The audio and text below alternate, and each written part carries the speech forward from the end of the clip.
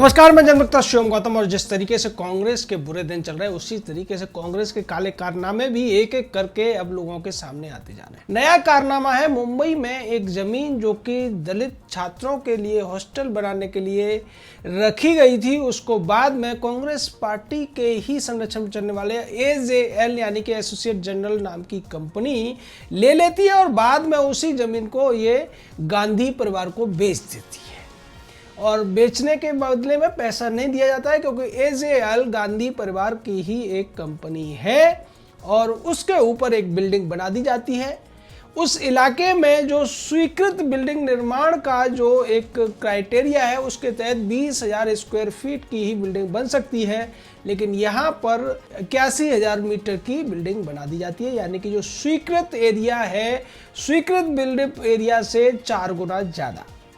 उसको लेकर ईडी ने एक बड़ी कार्रवाई की है और 3,478 स्क्वायर मीटर की इस बिल्डिंग को अब ईडी ने जब्त कर लिया है, इसको अटैच कर दिया गया है। वजह यह है कि ये जो ज़मीन है अवैध रूप से ली गई है कांग्रेस के द्वारा, कांग्रेसी परिवार के द्वारा, जो कि सोनिया, राहुल और प्रियंका वाड्रा तक सीमित रहता है। और इस ज़मीन की अगर कीमत की बात की जाए तो 2017 में इसकी कीमत करीब 262 करोड़ रुपए थी और आज की डेट में अगर आप इसको बात करें तो ये 325 करोड़ रुपए से ज़्यादा की ज़मीन बनती है, जिसको कब्जा किया हुआ था दोनों माँ बेटे ने। आपको याद होगा माँ बेटों के ऊपर पहले भी ईडी और इनकम टैक्स की तरफ से एक नोटिस सर्व हुआ था जिसमें 100 करोड़ रुपए इन्हें टैक्स के तौर पर चुकाने थे, लेकिन वो अभी तक इन्होंने चुकाए नहीं है क्योंकि इन्होंने अपना जो आयकर रिटर्न भरा था उसमें 100 करोड़ रुपए का टैक्स और बनता था, क्योंकि इन दोनों ने ही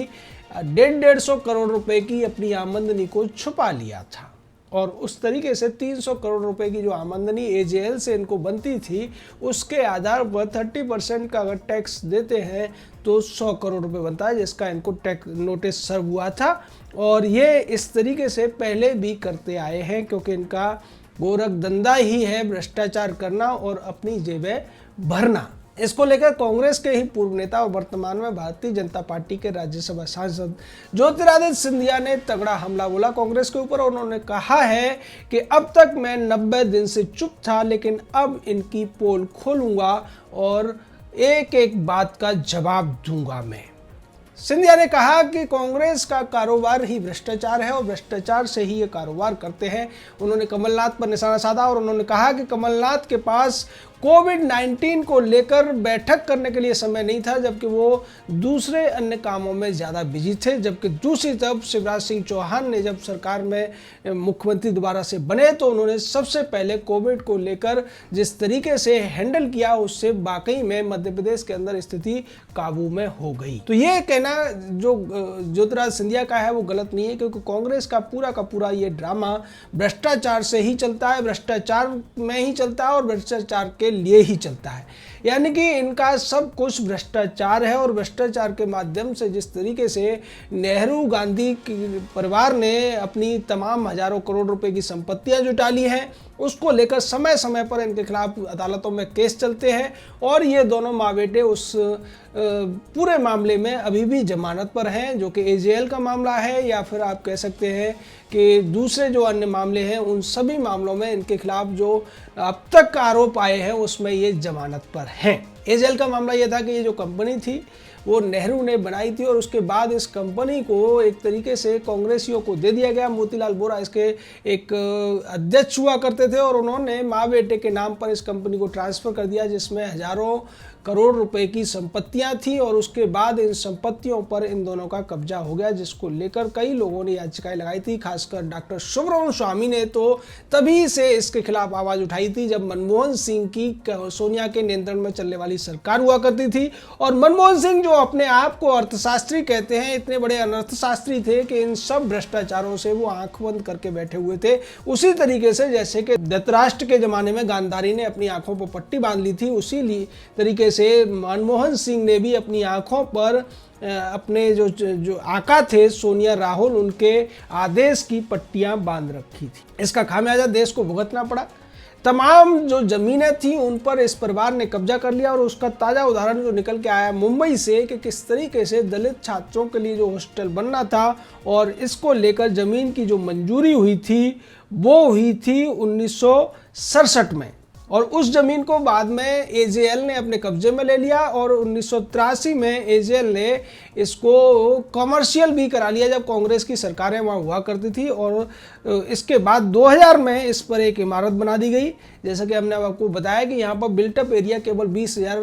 स्क्वायर फीट अलाउड था, लेकिन इसको 80,000 स्क्वायर फीट से ज़्यादा के एरिया में बना दिया गया, जिसकी वजह से ये एक इलीगल कंस्ट्रक्शन था। और उसके बाद जब सारा मामला कोर्ट में पहुंचा तो ईडी के पास पहुंचा। ईडी ने इस मामले में दखल देते हुए इस संपत्ति को अटैच कर दिया। और इस पर अगर बात की जाए तो टैक्स के मामले में भी जो कमर्शियल बिल्डिंग्स होती हैं उनका 50% का टैक्स बनता है, लेकिन वो इन्होंने नहीं दिया और 70% अपने पास रख के 30% ही टैक्स भी चुकाया। यानी कि हर तरफ से ये घपले पे घपले किए जा रहे थे और इस पर पर्दा डाला जा रहा था कांग्रेस के जो स्थानीय नेता थे उनके द्वारा, या जो मिली भगत चल रही थी उसके द्वारा इस पर पर्दा डाला गया। लेकिन अब जिस तरीके से कार्रवाई हुई है उससे स्पष्ट हो गया है कि कांग्रेस के जो काले कारनामे हैं एक एक करके बाहर आ रहे हैं और कांग्रेस में जो अच्छे लोग कुछ समय तक बचे हुए थे अब वो भी धीरे धीरे करके कांग्रेस को छोड़ते हुए जा रहे हैं। कांग्रेस की मुसीबतें यहीं खत्म नहीं हो रही हैं। प्रियंका वाड्रा को 1 अगस्त से पहले बंगला खाली करना है, लेकिन उन्होंने एक और जुगत लगाई और अपने एक बड़े पुराने कांग्रेसी नेता के द्वारा हरदीप सिंह पुरी जो कि मंत्री हैं शहरी विकास के, उनको फोन कराया और ये कहलवाया गया कि कांग्रेस के किसी सांसद के नाम पर आप इस बंगले को अलॉट कर दीजिए और वो सांसद इस बंगले को प्रियंका वाड्रा को रहने के लिए दे देगा। लेकिन हरदीप सिंह पुरी ने स्पष्ट कर दिया कि वो ऐसा नहीं करेंगे और ये कार्रवाई पहले ही हो चुकी है। इसको लेकर प्रियंका वाड्रा ने कहा कि ये फेक न्यूज़ है, मैंने ऐसी कोई रिक्वेस्ट नहीं की है। लेकिन जब हरदीप सिंह पुरी ने इसको लेकर के फैक्ट चेक करने की बात कही तब जाके प्रियंका ने ये कहा कि अच्छा ठीक है, आप कह रहे हो किसी कांग्रेसी नेता ने मेरे लिए फ़ोन किया है तो मैं उस बात से उनके लिए धन्यवाद देती हूँ, लेकिन मैं बंगले को खाली कर दूंगी 1 अगस्त से पहले। जबकि खबर ये है कि अभी तक उन्होंने ड्यू नहीं चुकाया है, लेकिन सरकार पूरी तरीके से और मंत्रालय पूरी तरीके से इस बात पर अड़िग है कि प्रियंका वाड्रा को ये जो बंगला है जो खैरात में उन्हें मिला हुआ है ये 1 अगस्त से पहले खाली करना पड़ेगा और उन्हें बाहर जाना ही पड़ेगा। और जिस तरीके से मुंबई के इस जमीन का मामला है उसमें अब गांधी परिवार के सबसे बड़े जो इनको जेल की कोठरी तक ले जाने की कोशिशों में बहुत दिनों से लगे हुए, जैसा मैंने जिक्र किया, डॉक्टर सुब्रमण्यम स्वामी ने भी इसको कहा है कि कांग्रेस किस तरीके से दलितों की ज़मीन को हड़प रही थी और पहले एजेएल के थ्रू उस ज़मीन को लिया जाता है और उसके बाद ये ज़मीन इस गांधी परिवार को दे दी जाती है, जो कि एक बड़ा घोटाला है। उनके द्वारा इस तरीके की बात कहने से अब स्पष्ट है कि इस मामले में भी डॉक्टर स्वामी इन लोगों को कोर्ट के दरवाजे तक निश्चित तौर पर लेकर जाएंगे और इन्हें अगर हुआ तो इस बार जमानत भी नहीं मिलेगी। माँ बेटे की मुश्किलें बढ़ाने में अगर किसी का सबसे बड़ा हाथ है तो वो डॉक्टर सुब्रमण्यम स्वामी है।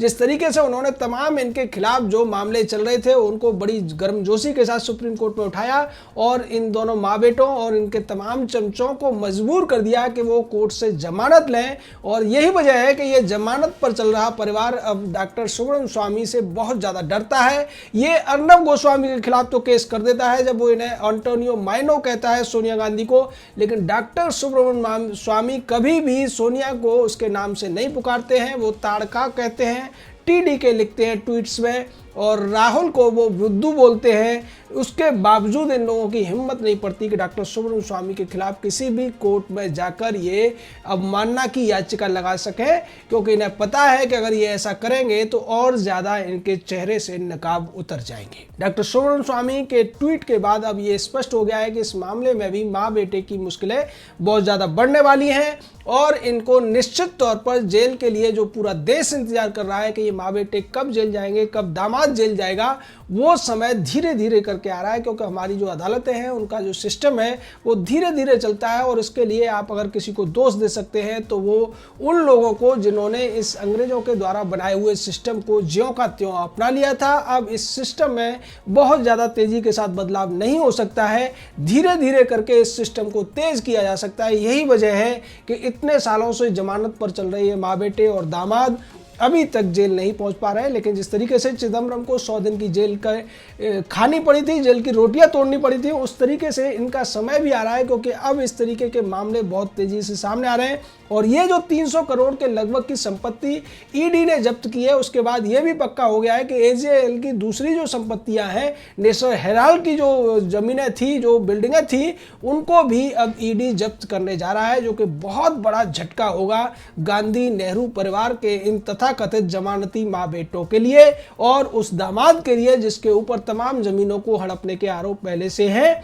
जिन पर वो जमानत पर चल रहा है। और भी दूसरे मामले हैं, चाहे अगस्ता वेस्टलैंड का मामला हो या दूसरे मामले हो, और इस परिवार का पुराना संबंध रहा है घपले घोटालों से। यही वजह है कि आज इस कांग्रेस की जो बागडोर है इस परिवार के हाथ में, वो कांग्रेस टूटती बिखरती और चिंदियों में पहुंचती हुई नजर आ रही है। जय हिंद, जय भारत।